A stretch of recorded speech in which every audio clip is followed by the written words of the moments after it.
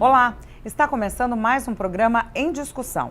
Hoje o tema do nosso debate é a guerra fiscal interestadual do ICMS, o Imposto sobre Circulação de Mercadorias, e ISS, Imposto sobre Serviços no Comércio Eletrônico.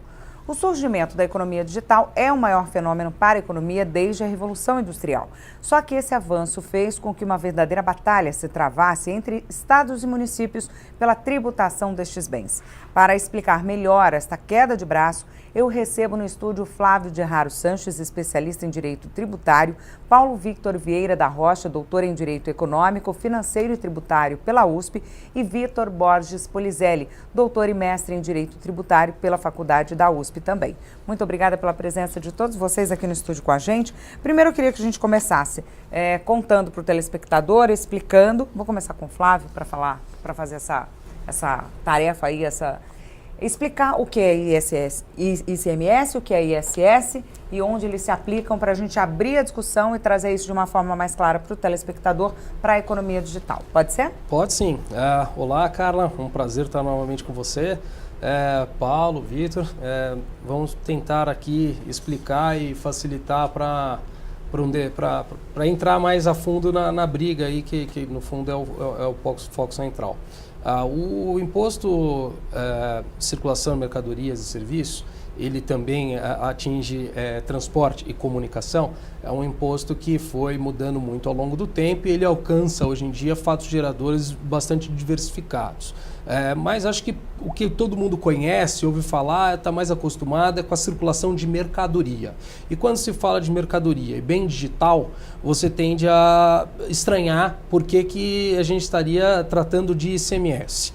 Mas há um ponto de conexão, inclusive com algo que já existe, que são intangíveis. E qual intangível que a gente tem tratado como mercadoria? A energia elétrica. É esse o grande precedente que acho que viabiliza um ponto de discussão. Mais adiante, já me posicionando, eu entendo que aqui a gente não estaria tratando de uma mercadoria, esses bens digitais.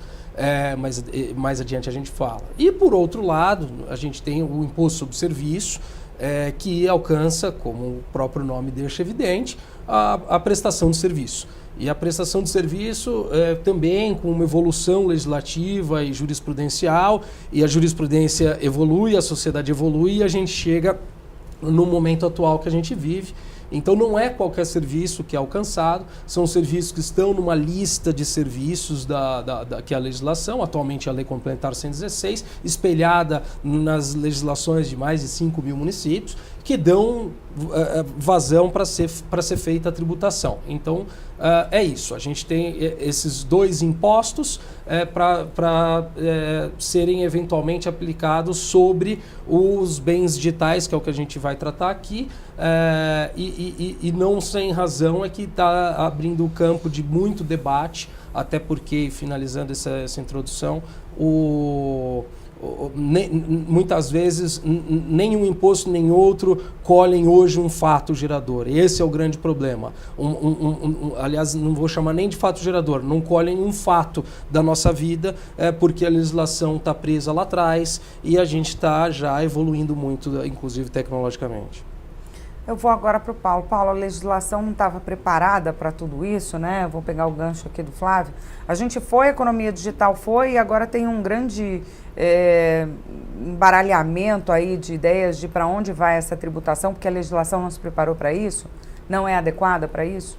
Eu daria um passo atrás. Eu diria que o problema maior não é de legislação. Existe um problema anterior a esse, que é, segundo uma parcela significativa dos tributaristas que a gente tem no Brasil, e aliás, essa é a posição dominante nos tribunais ainda hoje, a nossa Constituição não estaria preparada para isso. Eu não compartilho dessa posição, mas eu preciso admitir que é a posição majoritária, ou seja, há quem sustente, eu diria que é ainda a posição majoritária sim, que a nossa Constituição, quando ela se utilizou de determinados termos, em 1988, ela, de certo modo, cristalizou o significado desses termos, para dar segurança jurídica, para dar características mais rígidas às nossas regras de competência. Porque o que são essas regras de competência? É o poder que a Constituição dá para cada ente político. Então, a nossa Constituição fez uma opção bastante incomum no direito comparado, que é descrever fenômenos e dizer os municípios podem tributar, esses outros fenômenos os estados podem tributar, esse outro fenômeno a União Federal pode tributar. E ao fazer isso, ela teve que se utilizar de termos que naquela época tinham um determinado significado. Qual que é um dos... Não é o único, mas qual que é um dos principais debates aí em torno do que o Flávio acabou de falar? Em 88, a nossa Constituição disse que o ICMS, o M era de mercadoria e que, portanto, ele só poderia incidir sobre mercadorias. E segundo o entendimento dominante, mercadoria tinha um significado bastante claro em 1988. Era um conceito absolutamente definido em 88, porque era um conceito dado pelo Código Comercial de 1850, que vigorava em 88 ainda. E que mercadoria no Código Comercial de 1850 era coisa móvel, tinha que ser tangível. Eu tinha que pegar para dizer que era mercadoria. É um objeto. E aí, qual que é o ponto? O entendimento dominante hoje no Brasil é de que esse conceito de mercadoria está na Constituição. E há quem sustente que rever esse sentido do que significa mercadoria para, por exemplo, incluir bens digitais, exige alterar a Constituição. Existe essa posição no Brasil, eu acho que não seria irresponsável da minha parte dizer que ela é dominante até hoje, talvez seja mesmo dominante. E aí vem um segundo estágio, que há quem sustente numa posição um pouco minoritária, que me parece a mais adequada, que a nossa Constituição talvez tenha antevisto esse tipo de problema, e é por isso que ela delegou a lei complementar, que tem quórum muito menor que de uma emenda constitucional, que tem esse caráter de nacionalização, ou seja, de dar uniformidade nacional para todas as esferas de tributação, que caberia à lei complementar definir o fato gerador daqueles impostos. Ou seja, é como se, minha leitura, tá? Que eu sei que é minoritária, é como se a própria Constituição, o Constituinte, tivesse admitido que ele ali não poderia cristalizar ou eternizar aqueles termos com determinada expressão conceitual, e que talvez fosse necessário no futuro fazer isso. E mais, ele também anteviu com toda certeza que eventuais conflitos poderiam ocorrer. E para mim o exemplo mais didático de sala de aula mesmo é o do restaurante. Ali não é que o significado vai mudando, é que um restaurante presta serviço e vende mercadorias a você ao mesmo tempo. É muito difícil você falar de um predomínio, a não ser casos extremos. A não ser que você vá no restaurante Aquilo e que o nível de prestação de serviço é bem menor e que nitidamente você foi lá e comprou uma mercadoria, pesou e comprou, e no outro extremo, aquele restaurante é bastante personalizado, muitas vezes até bastante sofisticado, em que simplesmente o chefe vai à sua mesa, pergunta do que você gosta de comer e elabora um menu degustação de acordo com os seus gostos pessoais. Tirando esses extremos, é difícil dizer se o restaurante presta um serviço ou se ele é um comerciante. Claro que o restaurante Aquilo a gente tem maior tendência a dizer que ele vende mercadoria. Claro que o restaurante que não tem sequer um menu, eu tenho tendência a dizer que ele me presta um serviço, que ele faz muito mais do que me vende. Mas tirando esses dois casos extremos, é super difícil dizer se é uma coisa ou se é outra. E essa é uma das funções da nossa lei complementar, que é uma figura, inclusive, que não existe no direito da maioria dos países. Mas a gente tem essa figura, talvez por ter essa estrutura de competência dividida entre União, Estados e municípios, a gente tem uma figura que é a da lei complementar para resolver esse tipo de conflito e ao mesmo tempo definir. Ela veio. Hoje, lei complementar diz no Brasil que restaurante é um comerciante para efeito de imposto. Ele paga ICMS. Pouco importa se é uma comida Aquilo, se é um rodízio de churrasco ou se é um restaurante de menu degustação dos mais sofisticados que possam existir. Então, a minha leitura é que esse não é um problema constitucional. Talvez seja um problema de lei complementar. Talvez a gente precise que lei complementar venha resolver esse tipo de conflito, como em parte já veio com a lei complementar 157, que é bastante recente. Agora, eu tenho cada vez mais me perguntado também se é mesmo um problema de lei complementar. Porque eu já ouvi algumas vezes essa provocação, que poxa, será que não cabe ao legislador definir esse tipo de questão? Se por exemplo, determinados bens digitais são uma mercadoria tributável pelo ICMS ou um serviço tributado pelos municípios, eu continuo, apesar de ter refletido bastante a respeito, eu continuo achando que não. Por quê? Porque vai ter o conflito do qual a gente está falando. Que hoje o grande conflito é esse. O município e o Estado olham para esse mesmo vaso na nossa frente e um diz, segundo a minha lei, isso é um serviço, eu vou tributar pelo ISS. O outro diz, segundo a minha lei, isso é um bem, uma mercadoria, e eu vou tributar pelo ICMS. Claro que aí também a gente chega a extremos, como por exemplo, há alguns estados que sequer têm lei nesse sentido. Fazem via decreto, alterando, acho que inclusive até hoje talvez seja o caso de São Paulo. Até onde eu me lembro, a Assembleia Legislativa não se moveu em relação a isso. O Poder Executivo, via decreto, redefiniu mercadoria, indiretamente, em relação a determinados bens digitais. Aí eu acho que é um pouco mais gritante a situação. Agora, num nível acima de poder legislativo, eu também tenho dúvida, porque eu acho que eu ia continuar com um problema de conflito muito sério. Então, ainda que sujeito a reflexões, eu continuo com a minha posição de que esse é um problema para ser resolvido pelo Congresso Nacional via lei complementar, que, repito, já começou a solucionar isso por meio da Lei Complementar 157. O problema é a não aceitação. E aí não é um problema exclusivo de São Paulo. Os estados, em geral, como de certo modo o conflito de competência foi resolvido mais em favor dos municípios, os estados tendem a não aceitar muito esse tipo de solução e a gente hoje vive situações em que nitidamente estados em geral acabam desrespeitando essas regras da Lei Complementar 157. O Paulo estava concordando aí, discordando com algumas coisas, aí eu queria que você se manifestasse também sobre isso, né, Paulo, essa questão do ICMS, ISS, enfim, é uma queda de braço que ainda existe ali, né, ainda, apesar de estar andando para a solução, ainda tem muita dúvida e muita briga, né? Legal, obrigado, Carla. Eu queria até trazer um pouco mais para os exemplos concretos, né, que acho que o Flávio e o Paulo até agora evitaram um pouco falar de setores específicos. E eu queria falar do mais emblemático aqui, que é um setor que já teve decisão, falar de software. Lá em 1988, nem sei se tinha software, não tinha internet, mas lá pela década de 90 surgiu o software e todo mundo deve lembrar da situação de comprar software na loja, né, que você compra numa caixinha. Então, embora o software ele seja algo que entra dentro do computador, ele era vendido como se fosse uma mercadoria, né? A comparação aqui com o vaso não é muito boa, vamos dizer que se a caixinha estivesse aqui, né, assim estava nítido que a caixinha era uma mercadoria, então de certa forma prevaleceu naquele momento a ideia de que tem que ser tributado pelo ICMS. Você comprava um disquete, né? Você comprava, e outras mídias, né? Então, esse conflito entre os estados e o município chega ao ponto de envolver a jurisprudência também. O Paulo fez uma exposição muito voltada em explicar a estrutura normativa, a Constituição, lei complementar e tudo mais, mas ainda que hoje tenha a lei complementar, que, a meu ver, também favorece os municípios e tem uma tendência muito grande de prevalecer no STF. Vamos dizer que São Paulo fizesse lei, não fez, mas alguns estados como Mato Grosso do Norte, né, fez lei nesse sentido. Em que sentido? Para dizer que, agora que o software não é mais comprado em caixinha, porque na década de 90 não havia a possibilidade de fazer download, ou o download demorava muito, né, não tinha tecnologia para isso.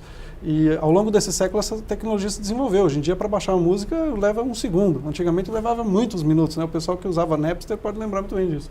Quando o comércio de software migrou para o download, e hoje em dia migrou para um terceiro estágio, já que é o estágio, você nem downloada nada, acessa-se tudo na nuvem, os tais do software as a service e coisas afins, o estado de São Paulo e todos os estados se viram sem um setor da economia.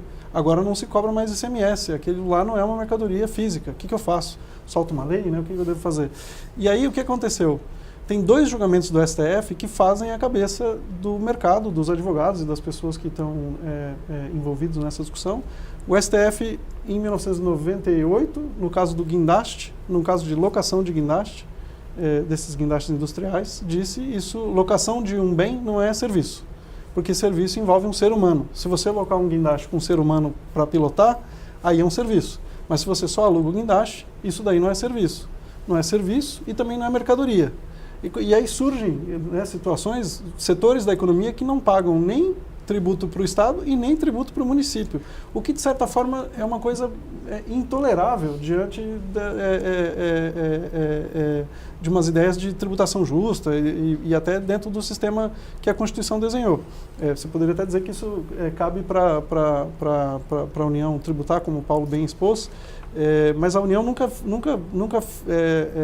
a União, né, a União Federal, ela nunca lançou mão desse poder de competência residual, até porque ela é extremamente questionável a maneira como isso deve ser implementado, porque a Constituição simplesmente não disse os novos setores, os setores não tributáveis pelo ISS e nem ICMS, basta a União soltar uma lei complementar. Ela diz que essa lei complementar tem que fazer um imposto que não é parecido com os impostos que já existem. Então, a União não se vê num papel político muito fácil de dar esse passo, porque se ela faz isso, ela muito provavelmente vai sofrer questionamentos e o custo político de fazer isso, obviamente, é muito alto. Qualquer tributação a mais, reforma tributária que aumenta a tributação é super indesejável do ponto de vista político de quem vai lá tomar essa decisão para fazer. E a União não tem estímulo financeiro para isso, porque se ela for tributar o software downloadado, ela não vai ver a cor do dinheiro também, porque ela tem que fazer isso via impostos e os impostos, o dinheiro vai para a União, para os estados e para o município. Qualquer real que ela arrecada de impostos sobre essa economia, ela vai ter que dividir. Então, criou-se um impasse muito grande no qual surgem esses setores da economia que, num primeiro momento, por causa das falhas da legislação, como você bem levantou, Carla, passam um período sem tributação. E por que passam sem tributação? Porque o STF, então, no primeiro momento, como eu ia dizendo, definiu que serviço precisa de um ser humano, e 4 anos depois teve o julgamento do software. Só que esse julgamento em 2002, naquela época, software era software de caixinha. Não se fala de download, não se fala de software na nuvem nesse julgamento. E esse julgamento, então, deixou claro que o software precisava ser tributado pelo ICMS, porque era uma mercadoria. De lá para cá, o STF, o Supremo Tribunal Federal, simplesmente não se manifestou sobre esse assunto.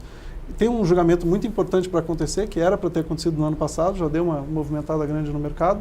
Teve manifestações, por exemplo, como da AGU, favorável à tributação pelo ICMS sobre os bens virtuais, ou seja, software downloadado e software na nuvem deveria ser tributável pelo ICMS. Por quê?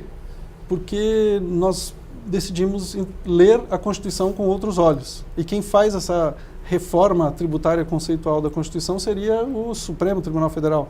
É um negócio extremamente polêmico de pensar assim. E aí as posições de tributaristas realmente se dividem bastante. Tem muita gente que defende, como o Paulo estava destacando, que a Constituição congelou o conceito de mercadoria física e que se os estados quisessem tributar software downloadado, precisaria, em última análise, até mexer na Constituição. Por outro lado, e isso é uma coisa que eu acho que é importante ressaltar para terminar minha fala, para falar do setor de software e para falar de jurisprudência aqui. A jurisprudência do STF... Só abrir um parêntese da jurisprudência, claro, que eu acho que só para ser didático com o telespectador, na hora do guindaste, que ele falou, e o guindaste não é mercadoria, é que pra gente isso soa muito automático. A alocação do guindaste. É mercadoria, que pro ICMS você precisa do comércio, você precisa ter uma compra e venda de guindaste. Né? E ele está sendo alugado. E o Supremo disse que ele está sendo alugado. É verdade, é verdade. Tá? Então ele mas não é fatiador do imposto. Exato. Então locações em geral não estariam aí, né? E hoje muitos mercados vão para locação, né? Hoje em dia até elevador não se compra mais, né? Todos os mercados... O que, aliás, é muito favorável, porque isso já entra na filosofia do consumo consciente, sim, né? Sim. Você não precisa comprar algumas coisas que você vai usar só por um período, né? Por algumas horas, sim, né? Até mesmo algumas máquinas assim manuais, que são, não estou dizendo guindaste, mas assim, até máquinas manuais para o dia a dia ali, as pessoas hoje estão optando por alugar, justamente para você diminuir esse consumo. Você percebe, então, que a tributação, ela está, nesse caso, induzindo um comportamento. Mas, por outro, ótimo, consumo consciente, acabou desenvolvendo mercados a pensar de uma forma diferente para trazer um resultado financeiro, mas os colegas vinham colocando, o que não se pode admitir é, no final do dia, a gente ter a locação, a venda sendo tributada, a locação com motorista sendo tributada, qualquer outra atividade econômica sendo tributada e, de repente, uma locação de roupa para festa, uma locação de carro, não ter tributação nenhuma. É disso que a gente fala. Ou seja, a legislação, então, tem aquilo que cabe ICMS, tem aquilo que cabe ISS, e tem coisa que não cabe nada. Que não se enquadra em nenhum dos dois. Então, a Constituição, ela não necessariamente precisa ser alterada, porque a lei complementar ela tem essa função de desempatar, mas no presente caso, e quando a gente fala em revolução, você abriu o programa falando em revolução, e é verdade, a gente tem que parar e falar, a gente está vivendo uma revolução, não é o dia a dia normal. E então, lógico que nessa revolução a gente tem que pegar todo esse conteúdo jurisprudencial que levou a mudanças legislativas, inclusive essa Lei Complementar 157, que teria jogado pelo menos essa parte de tributação digital e trazendo de novo para o plano concreto, que eu achei ótimo o Vitor falar. A gente está falando, por exemplo, de coisas muito palpáveis para o consumo atual, que é Netflix, né, streaming, software as a service, só que isso tudo é muito mais complexo. Então tem todo um contrato por detrás que espelha aquela atividade e, assim, no mais das vezes, tem muito mais conteúdo de serviço. Então, assim, quando veio a 157, em 2016, logo depois os estados já vieram com uma reunião do CONFAS autorizando a cobrança de exatamente a mesma coisa. Vamos falar uma só, streaming. Então, aí a bola dividiu de vez. Aí que essa associação, que é a Abrascom, acabou indo ao Supremo e conseguiu uma liminar para afastar a cobrança, o ICMS nesse caso, e você perceba, voltamos lá atrás, mesmo com a questão da evolução jurisprudencial, quando surgiu a bola dividida em provedor de internet, o que os estados fizeram? Vieram com um regime especial para tributação, não a 18% que a gente está acostumado, mas a 5% fixo, não cumulativo, igualzinho o ISS, para pelo menos ele não perder essa briga do ponto de vista de preferência financeira. Mas ainda assim acabou definido, e nesse caso foi pelo STJ, que cabia aos municípios, que isso era mais uma prestação de serviço. E aí, nesse caso da Abrascom, de novo, agora a gente tem os estados fazendo, como segunda reunião do CONFAS, 5% para streaming. Gozado, né? Ele desce do que é normal, do que é a natureza dele, muda a sistemática para cobrar igual o ISS, já é estranho. E o ISS, por seu lado, também para ganhar esse apelo, para ganhar essa briga, colocou uma tributação a 2,9%. E na liminar do Supremo, e é isso que a gente está preso em cima dessa liminar, está pendendo para o ISS. Mas o que eu acho que a gente poderia avançar mais na conversa, a partir de algum momento aqui, é que eu acho que, assim, afastado mais do ICMS, caminhado mais para o ISS, tem um pós que talvez tenha discussões a respeito de não ser uma obrigação de fazer, ou seja, não seria também ISS. E aí não teria tributação de nada. Então a gente está na vacância de alguma coisa nova. E trazendo a revolução, essa coisa nova deveria ser talvez um outro tributo. E a gente está tendo esse ano o início da tributação de digitais na Europa, por Inglaterra, Espanha, França, numa alíquota inventada de 3%, simplesmente para começar a ter alguma tributação para depois maturar mais o assunto. E está em andamento uma consulta pública da OCDE. Então, quer dizer, tem algumas coisas que a gente poderia abordar falando aqui do campo internacional, que a discussão é parecidíssima, que a gente ficava ouvindo falar que o Facebook não pagou impostos nos últimos anos, que escolheu a Irlanda, e aí acho que o Vitor é até mais especialista para falar em alguns aspectos disso. Na verdade, eles estão um passo à frente, então, né? Porque já estão aí estudando uma nova tributação, que substitua, que entre aí, que tribute nesses buracos aí, né? Enfim, alguma coisa assim, né, Vitor? O problema não é só nosso, vamos dizer assim, né? O problema aqui no Brasil se agrava porque as empresas desse mercado, elas, quando se veem no vazio, é até importante falar isso porque para não dar a impressão de que os contribuintes são desonestos ou não querem pagar impostos. Mas quando você tem uma situação no Brasil na qual você não sabe se é ISS, você não sabe se é ICMS, não significa que você não vai pagar nenhum tributo. Porque é muito provável que os dois, município e Estado, queiram cobrar sua conta. E o fato do contribuinte ter pago 5% de ICMS não vai dar nenhum crédito, nenhuma diminuição dos 18% ou 25% que ele tem que pagar de ICMS. Então, no Brasil, o problema até se agrava ainda mais. No ponto de vista internacional, existe realmente uma preocupação dos países e o Brasil faz parte desse grupo, porque o Brasil faz parte do G20 e o G20 vem já há muitos anos num projeto de combate a medidas de planejamento tributário abusivo e de evasão fiscal, que é um projeto que foi tocado pela OCDE. O Brasil não faz parte da OCDE, mas dentro do grupo do G20 e dentro dessa medida que envolve vários países de fechar as lacunas do sistema tributário dos países, essa tarefa foi dada à OCDE e a OCDE, então, desde muito tempo tem trabalhado com isso, e um dos temas é a economia digital. Só que no contexto da OCDE, ou numa visão muito macro de justiça fiscal, do que seria o certo não é criar um tributo novo, o certo não é criar um tributo sobre a economia digital, porque isso é algo que pode ser desestimulante do ponto de vista da economia digital, que é um negócio super importante, é importante buscarmos inovação, é importante não criar barreiras, e é uma medida difícil e polêmica de se criar, simplesmente porque é difícil colocar uma barreira entre o que é a economia digital e o que é a economia não digital. E a gente criar tributos específicos para determinados setores, o que normalmente acontece é que o contribuinte não vai perseguir aquele setor, ele vai querer fazer outra coisa. Então, a pior coisa que a gente pode criar do ponto de vista dos países é um tributo específico para determinada coisa, porque daí, obviamente, as pessoas vão mudar a maneira como elas fazem contratos, e, enfim, os tributos normalmente, como o Flávio bem disse, estimulam o comportamento das pessoas a modificar a maneira como eles fazem negócios. Então, seria melhor ter um tributo, ou se está faltando o tributo, aí é importante identificar onde é que estão as lacunas. Nós estamos aqui falando de situações de potencial conflito entre Estado e município, mas também tem buracos. Tem situações em não tributação simplesmente por determinados detalhes. Por exemplo, vou comentar aqui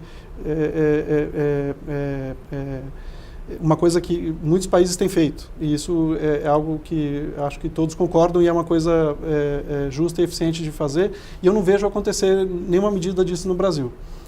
Hoje em dia, eu estava até comentando com o Paulo um pouquinho antes aqui, as pessoas, quando precisam de uma caneta, uma borracha, um item simples, um item qualquer da vida, você atravessa a rua e compra na lojinha da esquina.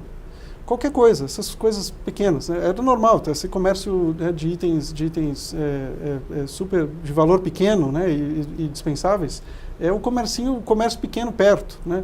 Hoje em dia, as pessoas lá no escritório, é super comum, o sujeito que quer uma caneta, ele compra no site chinês que vende no Brasil. A caneta vai levar 1 mês, 2 para chegar, não tem problema. Mas sempre a pessoa está comprando uma coisa e hoje em dia as pessoas não compram coisa grande, é coisa pequena. Então, esse setor da economia, que é o setor de valor pequeno, mas com volume grande, porque eu quero dar a ideia aqui de tem muita gente comprando no comércio eletrônico, e não só no comércio eletrônico brasileiro, porque acho que a questão do comércio eletrônico aqui no Brasil... de $5 vendida. Muita coisa de valor pequeno. E nós temos no Brasil, e os países têm isso também, uma legislação que isenta de qualquer tributação na importação até $50, até $100, não lembro bem qual é o número, mas importações de valor pequeno não pagam imposto na importação. Por que isso? Porque isso não vai ser uma coisa muito volumosa, mas nós estamos chegando num ponto em que ficou volumoso. Tem uma hoje movimentação em dia, então, grande, as pessoas compram qualquer coisa na internet do site chinês. Se você compra dos sites brasileiros de venda, tudo bem. Isso, hoje em dia, o Brasil até... É surpreendente pensar que o Brasil, há muitos anos, fez a reforma do comércio eletrônico para poder tomar uma medida constitucional de reforma tributária bastante ousada, que inverte a lógica do ICMS, antigamente o ICMS todo na origem, e inverteu o ICMS para poder ir para o destino, numa medida bastante interessante da gente pensar, porque esse é um ano de reformas tributárias, de muitas ideias de reforma tributária. É uma medida bastante ousada, porque envolvia tirar o imposto, por exemplo, do estado de São Paulo, onde tinha grande parte das origens, e jogar esse imposto para os estados de consumo. Obviamente que vai faltar dinheiro para São Paulo e vai sobrar dinheiro para os outros lugares. Então, como é que você faz isso? Essa reforma ela foi feita de uma forma gradual. No primeiro momento, vamos entregar 20% para os estados de consumo e deixar 80% com São Paulo. Vamos descrever assim a situação. E depois, no outro ano, 40%, 60%. E agora nós estamos aqui em 2019, já passou. Agora, era o ano de implementação 100%. É o primeiro ano de falta de 2019. Então, isso é uma coisa que os países têm se preocupado, essa importação de produtos de valor pequeno e que gera um volume muito grande. Como é que eu faço para tributar? Muitos países já fizeram, e já na Europa tem isso, é o tal do One Stop Shop. O One Stop Shop na Europa significa o seguinte: eu sou uma empresa de fora da Europa que eu vendo para vários países da Europa. Eu vou precisar recolher o imposto, vamos dizer que é o equivalente ao ICMS, o Imposto sobre Valor Agregado, sobre aquelas vendas, mesmo não estando na Europa. O que é o One? Eu posso escolher um país qualquer da Europa, digamos a Bélgica, eu vou me cadastrar como contribuinte na Bélgica e vou recolher para a Bélgica todo o ICMS que eu devo com relação a todas as vendas da Europa. E depois a Bélgica se vira de distribuir esse imposto lá. Aqui no Brasil seria o equivalente a você escolher um dos estados para poder recolher o ICMS e esse estado de reparte. Tem muitas coisas no ICMS que hoje em dia funcionam assim, né? Mas o que é o interessante dessa medida? A empresa que vai fazer esse recolhimento, ela não é uma empresa da Europa. É como se o Brasil dissesse assim, Alibaba, né, que é o site chinês, um dos mais famosos, você como empresa da China vai ter que recolher ICMS, né? É uma coisa tão surpreendente, né? Acho que o legislador brasileiro nunca passou pela cabeça isso, que eu posso cobrar imposto do estrangeiro. Né, tecnicamente não há nenhuma barreira para isso. Pode ter uma barreira de eficácia, porque quem falou que o Alibaba vai querer recolher o imposto, né? É claro que a maneira de fazer isso acontecer é daí começando a impor barreiras ao comércio praticado por aquele específica empresa, e eu tenho certeza que o Alibaba, o Amazon, qualquer desses fornecedores certamente já se adaptariam. Então, isso tem acontecido. Tem uma medida recente na Alemanha, e que o que a gente observa aqui também, os grandes plataformas de vendas que não estão na Europa vão se adaptar. Então, é uma medida que nós poderíamos adotar para poder corrigir esse problema. Mas nem passa pela cabeça que nós, né? Imagina, dizer que a empresa de fora vai ter que recolher imposto no Brasil, vai ter que fazer obrigações acessórias, né? Entregar GI, fazer tudo isso. É uma coisa que nós podemos fazer. Os Estados Unidos faz, a Europa faz, e o legislador brasileiro ainda, eu pelo menos não ouvi nenhuma iniciativa nesse ponto. É que, na verdade, o que dita a economia, os rumos, são os hábitos e os costumes, né? E isso vai mudando, né? Porque o consumidor, ele está em constante transformação, né? Sim, sim. Né? Algo que não se esperava há 10 anos, hoje acontece com tanta naturalidade. A gente vai fazer uma pausa. O programa Em Discussão vai agora para um rápido intervalo, não saia daí que a gente volta já já.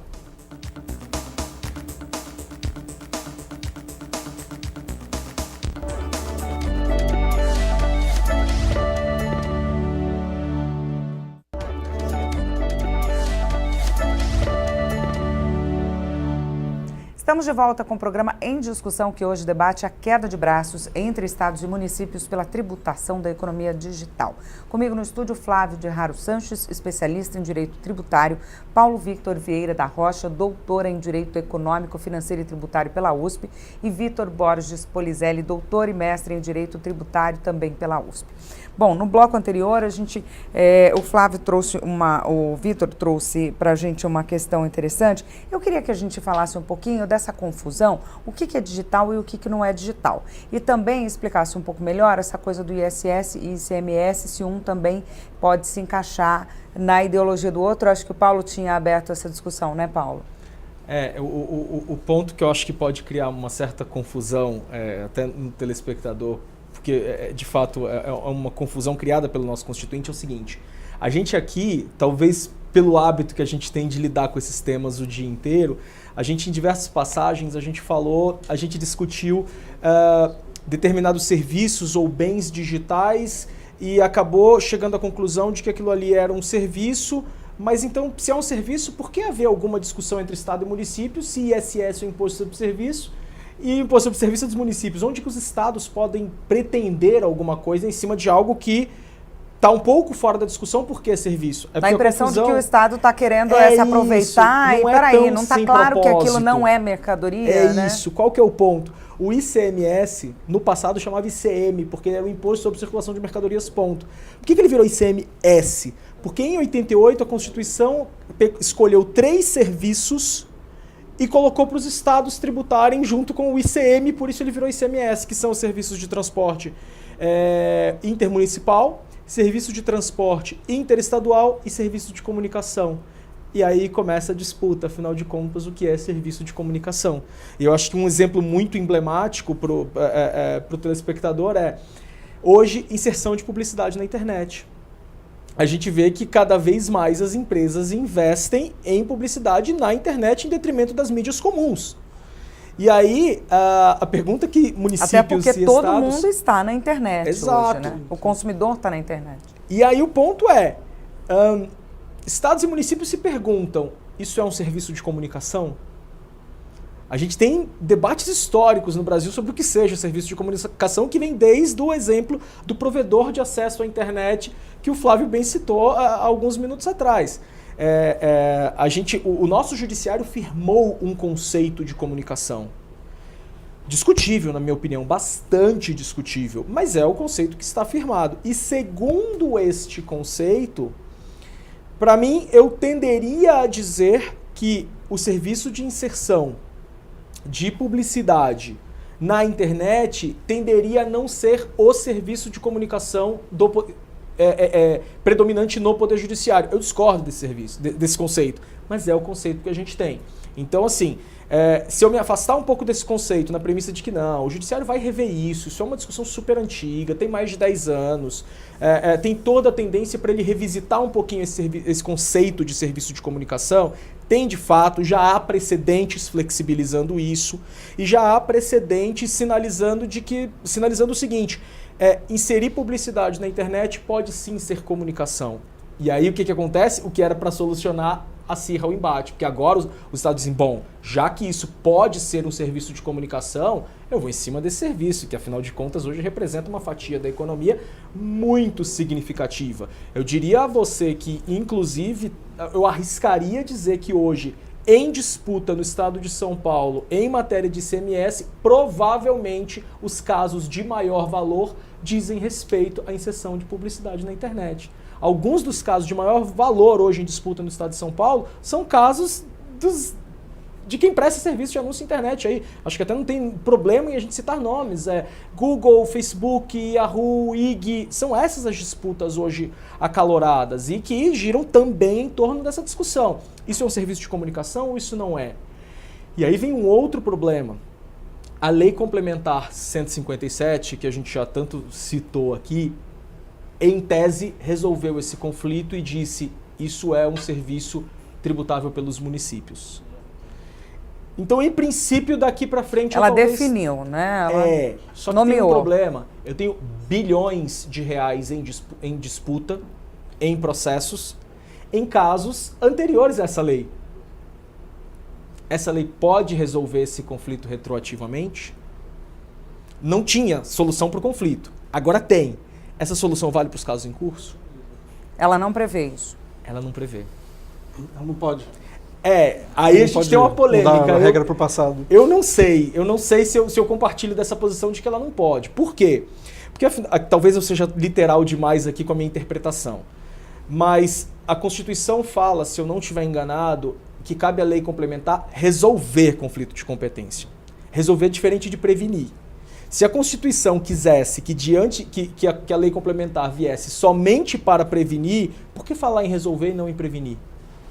Então, se a palavra ali é resolver, eu só resolvo o que existe, eu não resolvo o que não existe. Eu só resolvo conflitos existentes. Então, não me parece, a minha posição aqui é super isolada, mas não me parece absurdo pensar que uma lei complementar pode sim, porque é diferente de uma lei complementar vir alterar a regra do jogo. Eu não tinha a regra do jogo. Isso para mim faz diferença. Ela traz algo novo. Eu não admitiria a lei complementar 157 alterar uma regra dizendo, olha, antes era estado, agora é município, ou vice-versa. O problema é, eu tinha um vácuo, um inegável vácuo. O legislador complementar nunca tinha exercido o papel dele de resolver o conflito. Tínhamos conflitos enormes instaurados. A partir do momento em que ele vem e pende para um dos lados, eu não acho absurdo pensar na hipótese dele ter resolvido o que estava em curso. Afinal de contas, eu só resolvo o que está em curso, eu não resolvo o problema futuro, entendeu? Eu previno. Talvez seja uma interpretação muito literal, mas eu penso nela a cada dia, entendeu?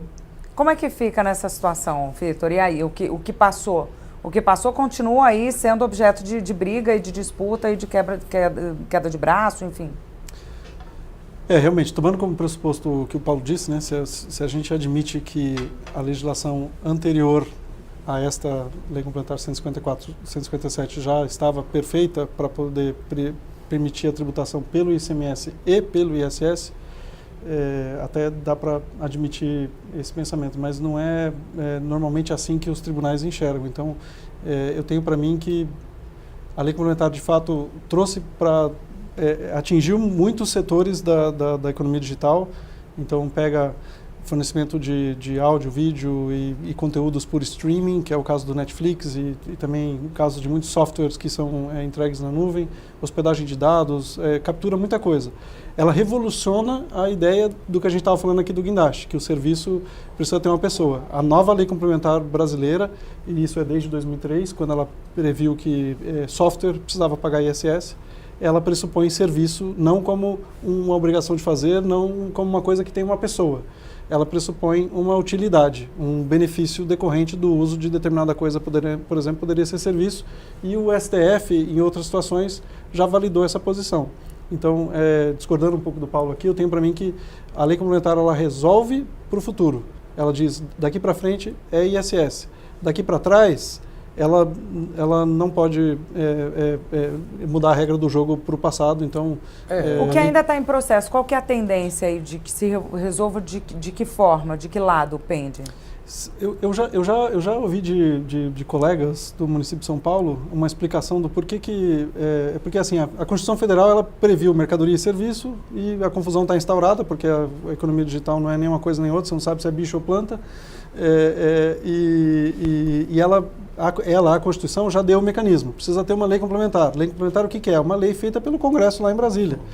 Nós estamos falando de tributação do Estado e do município, mas não é a Assembleia daqui de São Paulo e não é a Câmara Municipal que resolve esse problema. Quem resolve, porque tem que resolver com uma característica uniforme no Brasil todo, é o Congresso. O Congresso já se reuniu em duas oportunidades e soltou 2 leis complementares nas quais ele favoreceu os municípios. Ele poderia ter favorecido os estados, mas ele favoreceu os municípios. Não existe lei complementar favorável aos estados na matéria de tributação da economia digital. E eu já ouvi de colegas do município de São Paulo que a explicação para isso é que os municípios são 5.500 e os estados são 26, 20 e tantos.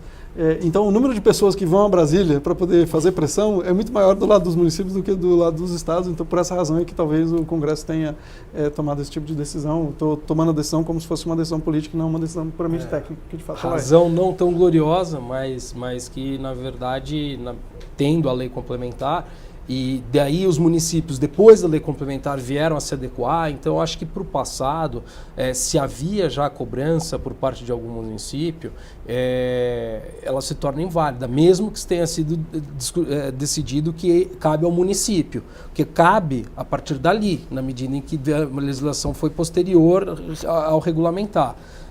Salvo legislação prévia do município, e daí vem essa lei complementar decidindo em favor para a disputa de competência, mas ela resolve uma disputa e antes disso já havia município prevendo como ia ser.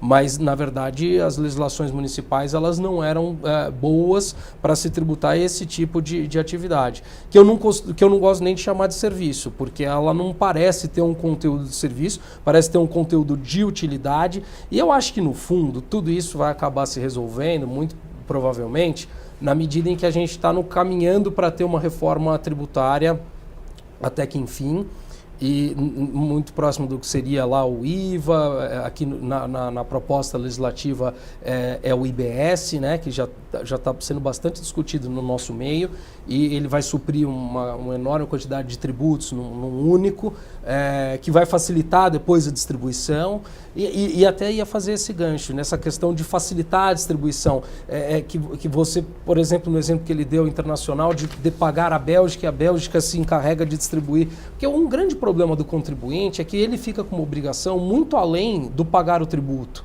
Ele tem que se preocupar, ele tem que pagar gente, contador, advogado, e isso se torna muitas vezes inviável para ainda errar e ser cobrado 2 vezes.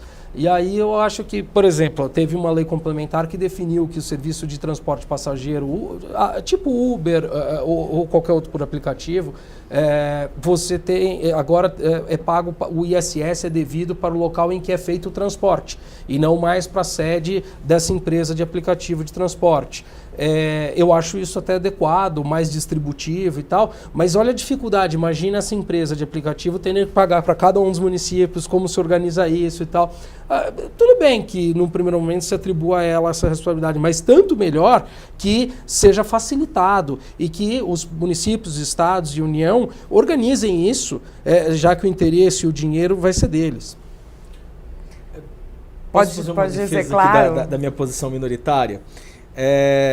Eu acho que eu talvez em algum ponto aqui eu precisasse ter explicado melhor um ponto, que é o seguinte, eu não estou dizendo que eventualmente um município que tenha cobrado sobre um serviço que não estivesse na lista da lei complementar, a 157 vai validar isso, porque eu acho que isso é um ponto importante. A gente tem uma diferença significativa de lei complementar para ICMS e para ISS, que é o seguinte: não existe uma lista de mercadorias tributáveis e mesmo para o S do ICMS não existe na lei complementar uma lista de o que é serviço de transporte intermunicipal e interestadual de comunicação. Isso não existe. Mas para o ISS existe uma lista anexa à lei complementar de quais são os serviços tributáveis. E essa lista predominantemente é interpretada como uma lista taxativa. O município não pode tributar algo que não esteja nessa lista. Então eu vou dar agora, eu vou pensar em duas hipóteses diferentes para talvez explicar a minha posição. Uma hipótese é um determinado município tentar tributar, colocar na sua lei local algo que não está naquela lista. A 157 não vai resolver o problema e validar a tributação desse município. Não é isso. O meu ponto é, eu estou no vácuo. Eu estou numa situação em que claramente eu não tenho aquilo ali como um conceito claro de comunicação, mas existe uma possibilidade de você interpretar aquela lista, interpretar aquele serviço e dizer não. Não é claro, mas aparentemente é possível encaixar esta atividade naquele item da lista. Aí, essa para mim é a disputa que talvez ela resolva. Segundo ponto, eu acho que o mais importante desse papel de resolver o conflito da 157 diz respeito em relação a onde o vácuo é mais evidente, que é para o Estado. Ou seja, o meu ponto é assim, eu posso até ter dúvidas sobre o que fazer com a cobrança do município, mas me parece que a cobrança do Estado é que não tem como prevalecer com a 157. Por quê? Porque a 157 ela vem resolver um conflito, ela vem dizer, minha opinião, ela não poderia dizer, isso é serviço de comunicação, mas eu vou dar aos municípios. Por quê? Porque foi a Constituição que disse que serviço de comunicação é dos estados. Então isso é um ponto importante. A lei complementar ela não vem dizer, eu nego que isso seja serviço de comunicação. Ela vem dizer o seguinte, aliás, ela não vem dizer, eu admito que isso é serviço de comunicação, mas eu vou dar para os municípios. Ela vem dizer, isto não é serviço de comunicação. Então, e mais, eu tenho um ponto de casos em que, mesmo nesse vácuo, havia precedentes, principalmente administrativos, dizendo que aquilo era serviço de comunicação, diante de um vácuo, porque não havia nenhum indício na legislação, inclusive interpretando a legislação de acordo com o STJ, para eu dizer que aquilo era serviço de comunicação. Então, para mim, a Lei Complementar 157, a hipótese que eu levanto é, talvez ela resolva a cobrança dos estados. Em relação à cobrança dos municípios, eu talvez tenha um pouco mais de dificuldade. É claro que o município que colocou um serviço que não está na lista, não tem o que ela resolver. Mas aí onde eu fico um pouco mais na dúvida e aquele item que, em princípio, e de novo, os serviços relacionados à publicidade na internet ficam meio nesse limbo, eu me pergunto se aquele serviço que eventualmente estivesse na lista, ainda que não muito claramente, se a lei complementar 157 não teria vindo para confirmar isso. Porque tem esses casos aqui, acho que tem um item da lista de serviço que é serviço de publicidade, se eu não me engano. Propaganda de publicidade. Tem. E aí, será que eu fazer um anúncio, eu não contratei uma agência, eu não contratei ninguém para elaborar nada, eu entrei em contato com com o Facebook, com o Yahoo para inserir isso. Ele não fez publicidade, será? Eu sei que talvez no conceito mais antigo, mais tradicional que a gente tenha, isso não seria publicidade, mas vamos pensar no linguajar mais comum. O Facebook e o Yahoo não fizeram publicidade? Talvez eles tenham feito. E se eles fizeram, talvez a Lei Complementar 157 tenha dito pra gente, tenha confirmado esse conceito menos técnico de publicidade, entendeu? E confirmou que essa publicidade não é serviço de comunicação. São muitas dúvidas, né? Eu acredito que o contribuinte fica muito perdido nisso tudo, não é isso? Completamente, completamente. Não sabe pra onde e aí ir, o que pega fazer. tudo isso que o Paulo falou, Até que agora a gente fica ele não é perdido. mais vencido, agora já estamos em unanimidade, acho que ele conseguiu separar bem uma coisa da outra, mas é que além de tudo isso que ele coloca, aí poderia haver uma discussão, que já existe, na verdade, que tá lá, tá na lista, então é serviço, mas é inconstitucional. Quer dizer, Mais uma É janela. uma discussão que A pode surgir. reforma pode resolver tudo isso? Existe Pode. essa esperança aí, essa luz Eu no sou meio fim do túnel? descrente com essa reforma. Não sei se ela passa. Pode, de Sem repente, dúvida. diminuir a Sem quantidade dúvida. de perguntas, A questão é se ela vai de acontecer. dúvidas. O direito lida com palavras. Então, se as palavras forem amplas o suficiente para poder Isso. cobrir qualquer atividade, inclusive aquelas que a gente não sabe que surgirão, se a legislação disser os setores da economia precisam recolher um tributo IBS, É isso aí. né, porque se você fala bens, mercadorias e serviços, bicho ou planta, né? Bom, então tem outras coisas, que não é mercadorias ou serviços. Agora estão querendo, porque eu digo isso porque estão chamando de IBS, Imposto sobre Bens e Serviços. É. Não é uma boa iniciativa, precisa ser uma palavra né, mais abrangente que... Que ficaria com valor agregado, né? qualquer É o que se faz na Europa, que é o que se faz em outros lugares. países, né? Que é De isso, repente tributo- facilitaria para a gente. Né? É isso aí. Sim, sim. Eu queria agradecer muito a presença de todos vocês, todo o conteúdo aqui que trouxeram para o nosso programa. Obrigada. Nada, Obrigado, à disposição. O programa Em Discussão de hoje termina aqui. Lembrando que você pode rever esse conteúdo no canal da TV Alesp no YouTube. Obrigada pela sua companhia. Tchau, tchau.